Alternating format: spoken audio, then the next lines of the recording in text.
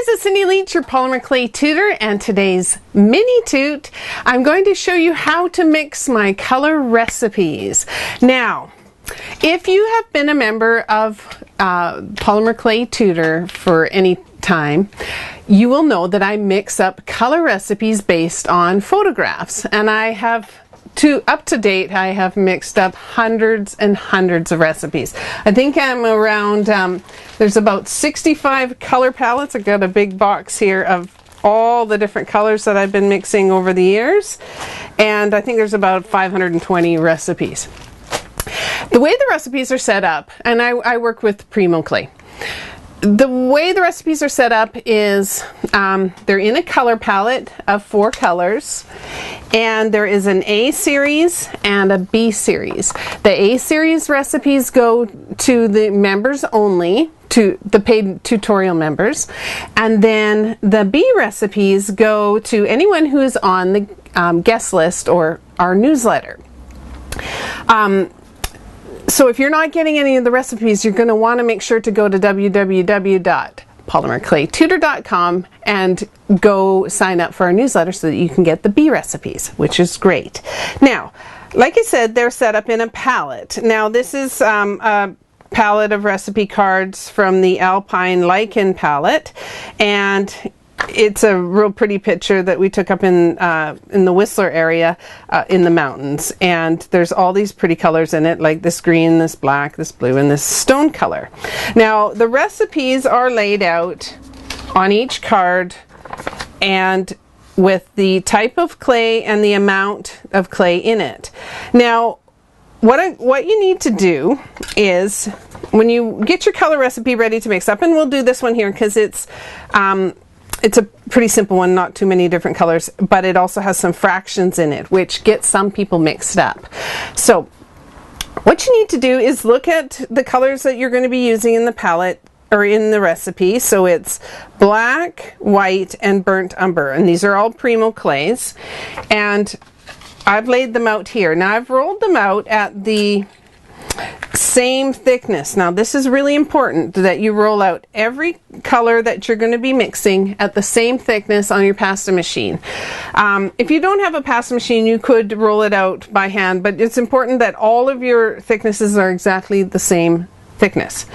So I've done that for my black, white, and burnt umber. Then what you're going to need is a square cookie cutter. Now it doesn't really matter the size. If you have a small square cutter, then you're going to get small amounts of clay. And if you have a large one, you're going to get larger amounts. So sometimes I just grab the size that seems to be the right amount. When I'm color mixing just my samples, I usually use this tiny one. But if I'm going to make a batch of clay for a project or something, I would use the larger one. Right now, I'm going to use a relatively small one. It doesn't matter as well what size it is, as long as you're using the same cutter throughout the whole recipe, because we want the parts to be equal every time. So to make this recipe, it says 1/4 part black. So what I'm going to do is I'm going to cut out 1 square of the black, and then we need 1/4 of it. So what I'm going to do, and this is why you want a square cutter and not some other shape. Another shape would work, except for it's hard to divide into fractions. So a square is the best because you can easily split it into fractions by just going from corner to corner, and like that. So now I have quarters. And we need 1/4 part black. So I'm going to put that right here, ready to be mixed up. Then we need 5 parts white. So I'm going to cut out 5 parts white. And put those in the pile. And now we also need 1/8 part raw or burnt umber. So where did my cutter go? There it is. So we're going to cut it 1 square again, and this time we're going to cut it first into quarters, this, And then it's easy with this square. You can then visually cut it from corner or straight up and down. This guy is jumping out of the way. But I'll just cut straight up and down here, and then I'll have one of these smaller sections now is an 1/8. Okay, so we're just going to add that to the pile and then start mixing it together. Now you could do it all by hand if you wanted to, or you can run it through your pasta machine, which makes it easier, and you just keep blending it until you've got your color right thoroughly mixed. And then that's all it takes to get your color recipe.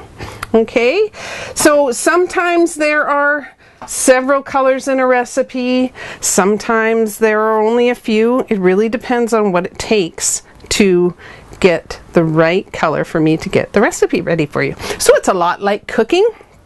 If you've got the right tools and the right amounts, you're going to end up with the right results. So I hope that was helpful for you. I'm almost done. See, it's a little streaky, but we're getting there to a nice stone color. And if it was, make sure to press that like button. That would be great. And my question for you, or actually I don't have a question today, what I have is a request. Why don't you head on over to www.polymerclaytutor.com and make sure to sign up on the newsletter. It's also called the guest list, to make sure that you're getting your free B-Series color recipes. So, and don't forget to subscribe here to our YouTube channel so that you can we have new videos every week and you're not going to want to miss them. So we'll see you next time, and bye for now.